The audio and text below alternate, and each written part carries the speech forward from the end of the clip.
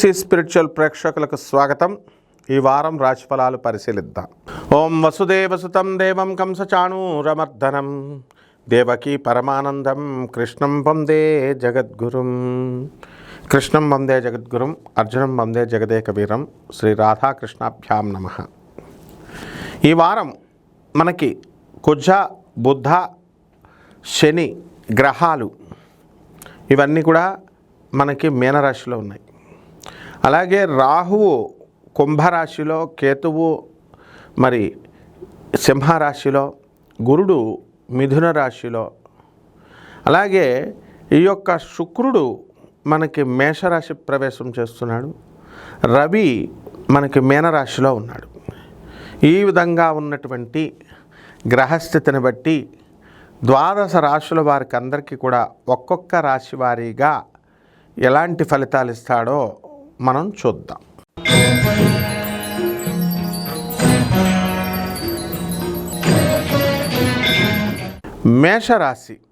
మేషరాశి వారికి అందరికీ కూడా మనకి ఏలినాటి శని జరుగుతోంది. అలాగే జన్మంలో ఉన్నటువంటి ఈ యొక్క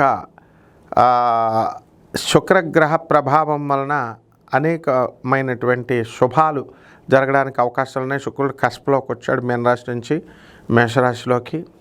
ఆ విధంగా రవి మీనరాశిలో ఉన్న కారణంగా మనకి ప్రభుత్వాల నుంచి వచ్చేటటువంటి పనులన్నీ కూడా కొంచెం టైం పట్టడం, ఉద్రేకంగా పరిస్థితులు ఉండడం, ఇతరులతో మాట్లాడినప్పుడు పరుషంగా మాట్లాడడం ఇలాంటివన్నీ కూడా జరుగుతూ ఉంటాయి. అలాగే వ్యాపారాలు, అన్ని రకాల వ్యాపారాలు, కిరాణా షాపులు, తర్వాత బట్టల షాపులు, తర్వాత ఎలక్ట్రానిక్స్, ఇలాంటి వ్యాపారాలన్నీ కూడా బ్రహ్మాండంగా ఉంటాయి. చిన్న చితక వ్యాపారం నుంచి పెద్ద వ్యాపారాల వరకు కూడా అన్ని లాభాల బాటలో నడుస్తాయి.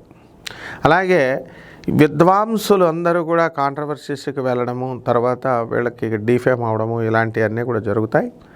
అయితే ఈ యొక్క గురుడు మనకి మిథున రాశిలో ఉన్న కారణంగా అధికమైనటువంటి ఖర్చుని వీళ్ళు ఖర్చు పెట్టడం అనేటటువంటివి జరుగుతాయి. బంధుమిత్రులు అందరితో కూడా సవాసాలు అన్నీ కూడా. అదే రకంగా ఈ రాశి విద్యార్థులందరూ కూడా కాస్త ఎక్కువగా చదవాల్సినటువంటి అవసరం ఉంది. కాలేజీల్లో అడ్మిషన్స్, స్కూళ్ళల్లో అడ్మిషన్లు కొంచెం ఎక్కువ స్ట్రెస్ అనేటటువంటిది ఉంటుంది. ఇక ఈ ఉద్యోగాల కోసం ప్రయత్నిస్తున్నటువంటి వాళ్ళంతా కూడా కొద్దిగా ఇంకా ఎక్కువ ప్రయత్నించాల్సినటువంటి అవసరం ఉంది. అయితే అధికమైనటువంటి పోటీతత్వం వల్ల దగ్గరకు వచ్చే ఆగిపోయినటువంటి బాధల్లో ఉంటారు.